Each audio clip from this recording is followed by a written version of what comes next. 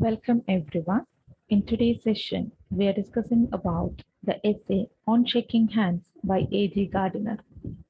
A.G. Gardiner is an influential 20th century essayist.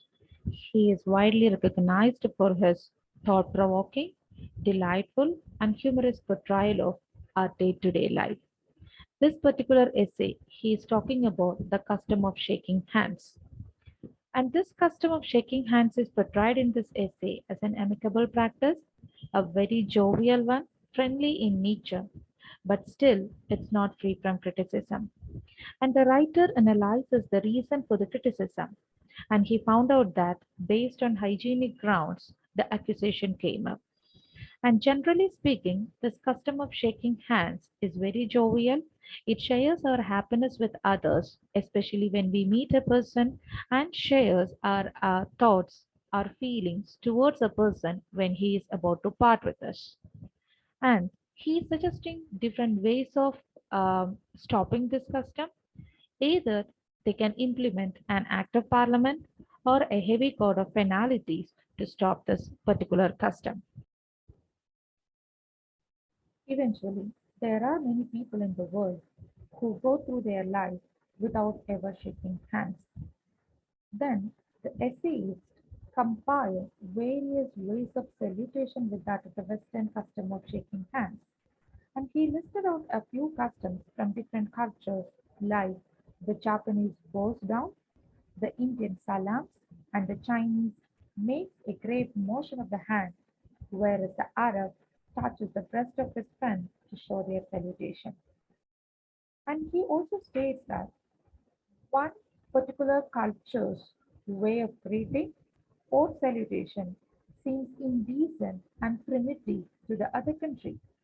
For example, the Western custom of shaking each other by the hands seems rustic to the Japanese, whereas their custom of kissing each other seems unintelligible indecency to the others. So the essay is giving an example from the famous Erasmus letters, in which he describes how people used to kiss in Tudor England and even how it was enjoyed by learned and holy men. Just like the masculine kissing is an entirely continental habit developed by the Russians, the essay is citing an example of the greatest display of kissing which he ever witnessed at Prince Kropotkin House. It was his 70th birthday celebration, and the essayist noticed that the aged and bearded Russian patriarchs entered and wishing him would kiss, and Kropotkin gave a resounding smirk in return. Kissing as a part of salutation strictly does not match on the moral ground, but the essayists believe that Englishmen could not conceive that they will be ever argued out of shaking hands with each other. Then the essayist compares the greeting to the grip of the hand to accompany. It would seem like controlling one's anger or sometimes violation of sacred things. It seems like a bond without the seal, or as inactive and cold as stepmother's breath. Or sometimes it seems like an official typewritten letter with typewritten signature. It seems like too artificial. It lacks that naturality.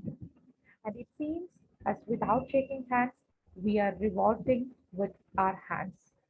It seems again that we chain our hands or taking their natural right to shake hands with each others.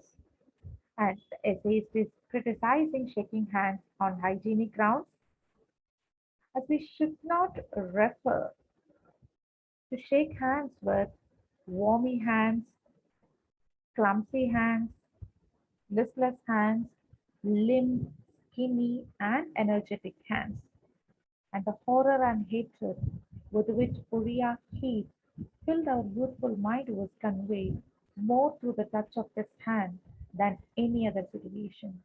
It was a cold, damp hand that left us fearful with a sense of morally disgusting and creepy things.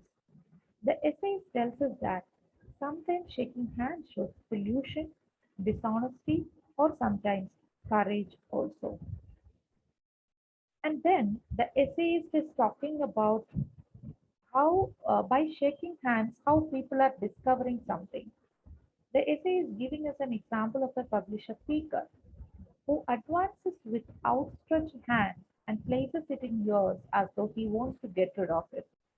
The essayist is saying that our handshaking is symbolizing as it is called or warm shaking or means of salutation.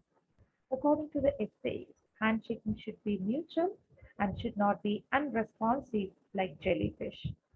On the other hand, the essayist is presenting before us a hearty fellow, Stubbing, the sort of man who used to welcome Tom and Jack with warm shaking hands, or with genuine heart. Sometimes we have loose handshake and other person shakes it and crushes it into a jumble of aching bones. Some people used to shake hands with a limp and lingering hand that seems so energetic and full of affection that it does not know when to go. Some people used to shake hands that make you shudder, and it seems that you are paying penalty for shaking hands. At the concluding part of the essay, A.T. Gardner is telling us that this joyous manner of greeting is as Oriental's formal salam and the Russian's huge hug, that it has less respect than the Arab's touch with the fingertips, that is like an utterance of a blessing. But whatever we are saying or criticizing, the formal manner of shaking hands, to prove this, we need a lot of medical evidence before we stop to say what our poets say, that there is a hand of my trusty friend and offer me a hand of yours to help.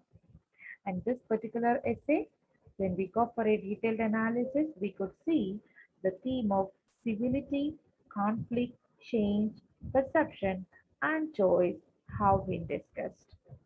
Thank you all.